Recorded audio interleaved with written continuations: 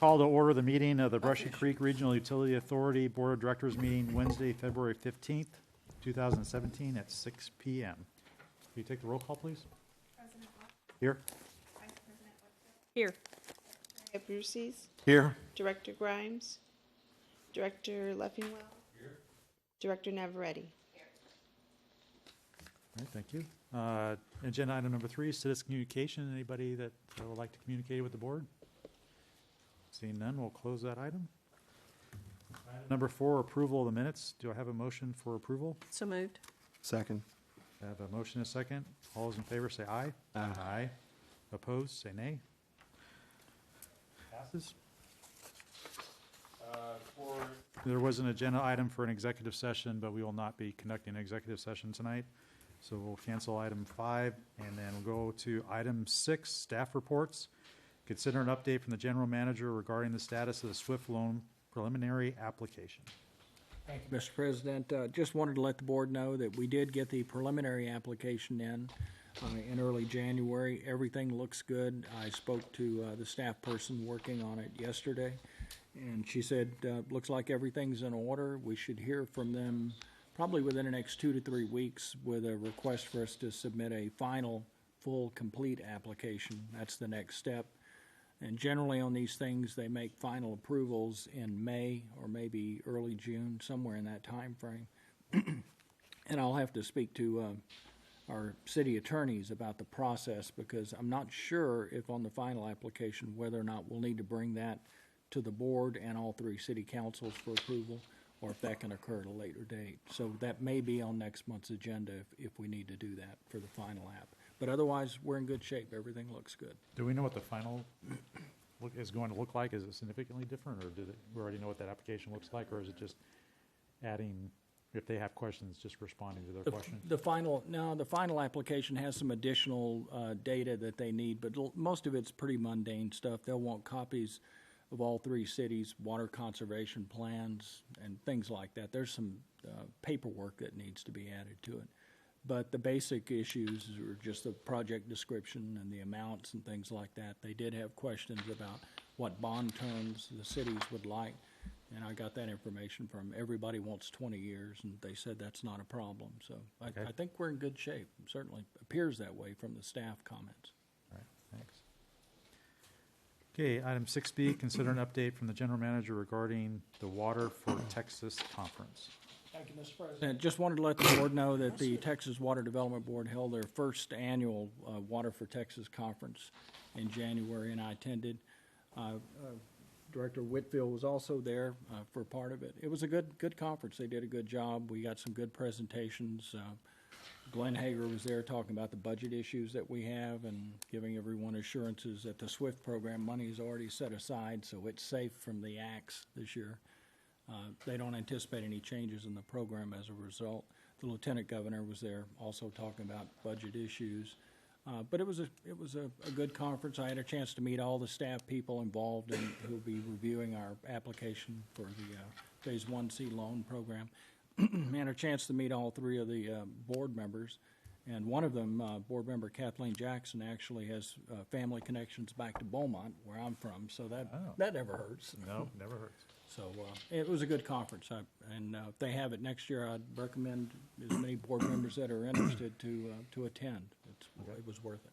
All right. That's it. All right, item 7A, consider presentation regarding the fiscal year 2015-2016 BCRUA financial audit. Thank you, Mr. President. We have completed this year's audit. We had a new auditor this year, Weaver Tidwell. And I left hard copies, got hard copies for all of you here. The electronic copies also went out in your agendas.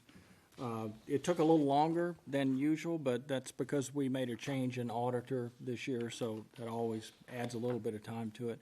But we got through it. Everybody survived in one piece. We didn't kill each other. And most importantly, we have a clean audit, which is always a nice thing to see.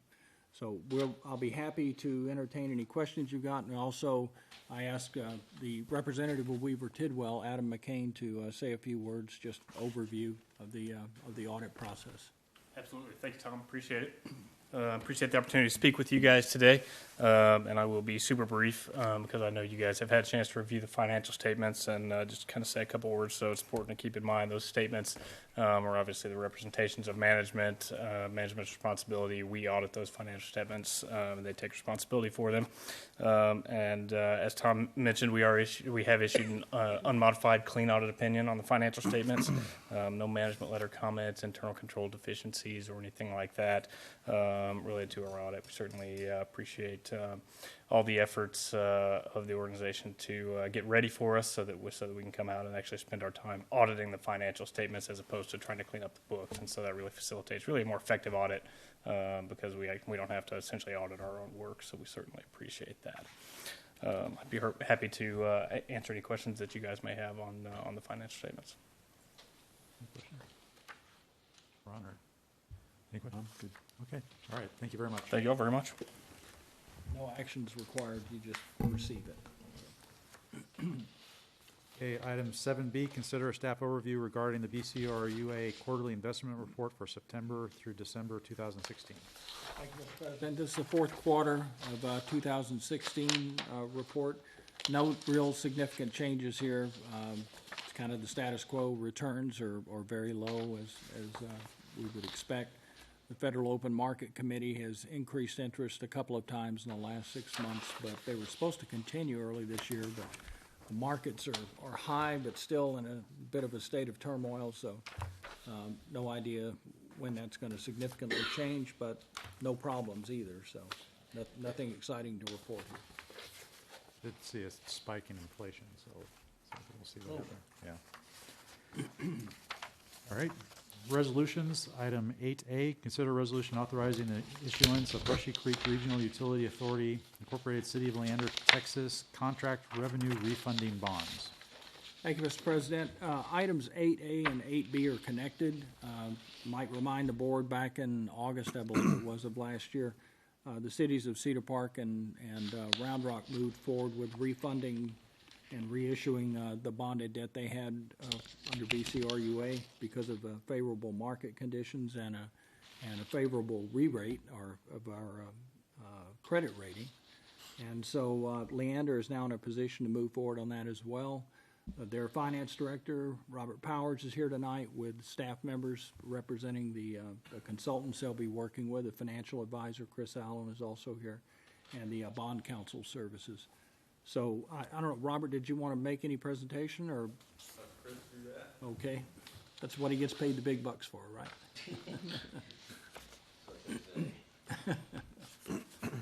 Good evening, members of the board. For the record, my name is Chris Allen. I'm with First Southwest. We represent the city of Leander as financial advisor. Just to kind of give you some background on this transaction, it's very similar to what, as Mr. Gallagher just pointed out, is very similar to what Cedar Park and Round Rock did in the fall of last year. The difference with Leander, both Round Rock and Cedar Park had a credit rating on the outstanding bonds in 2009. And the reason that we're kind of off schedule with those two cities is that Leander didn't have a rating at that time. So we've worked through the process, and we now feel comfortable with their increased performance and growth, et cetera. So it's a much stronger credit at this point. We're looking to you to approve delegation order, and I'll let the attorneys speak to that. But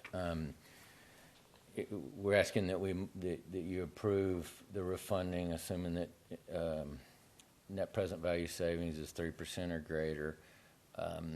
The aggregate price of the bonds is not less than 90%. And what was the third one? And a not to exceed par amount, or maximum par amount of the issue.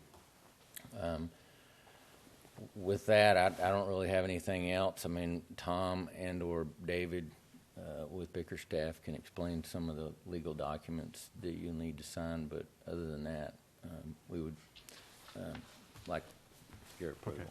Fair warning, there'll be a big stack of Yeah, documents for us I've- to sign tonight. I've been warned. Limber up, get ready. One other thing I wanted to point out is Leander, unlike the other two cities, had a reserve fund attached to the bonds. And what we're trying to do is to eliminate that reserve fund so that they can use those dollars to put towards the refunding, to lower the amount that they have to borrow. Because it's a stronger credit at this point in time, we feel like, we can do that and get a good credit rating. So in order to do so, we're going to have to refund a couple of maturities that are not callable. So they'll be escrowed to maturity. But again, the savings threshold will still be met if we bring it to you. Okay.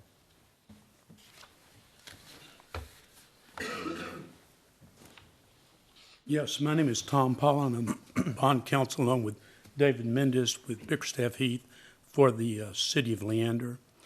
We have in this resolution the flexibility to take all the bonds out. It will be determined at pricing. You are delegating to the general manager the authority to pull the trigger if the parameters are met, and he will then execute all of the documents. Tomorrow night, the city of Leander will approve the resolution you approved tonight. You have before you the resolution, and as Mr. Allen explained, the parameters are set forth on page 3 under the award certificate. And so those must be met whether all the bonds are taken out or not. So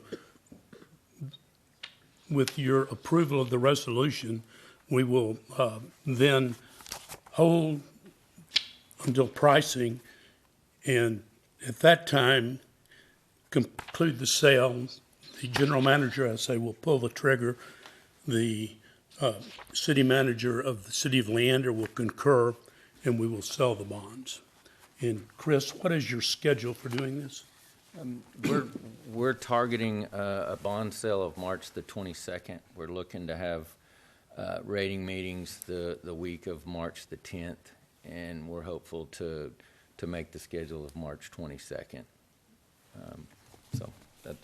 And then we would close the bonds on April the 19th. You have before you the resolution. If you approve it, it's pretty much self-execution. Then we will get you, after the meeting, if you've approved it, to sign the documents. And we will sign the ancillary documents also that won't require, so you don't have to come back and get them later. We will hold them in escrow until the sale is made. Okay. If there are any questions, I'll be happy to answer them. It's exactly the same format as you used for the two other cities. No, I'm good. Do I have a motion for items 8A and 8B? Motion to approve. Second. Okay, I have a motion to approve and authorize the items 8A and 8B. All those in favor say aye. Aye. Aye. All those opposed? The resolutions 8A and 8B pass. Thank you very much.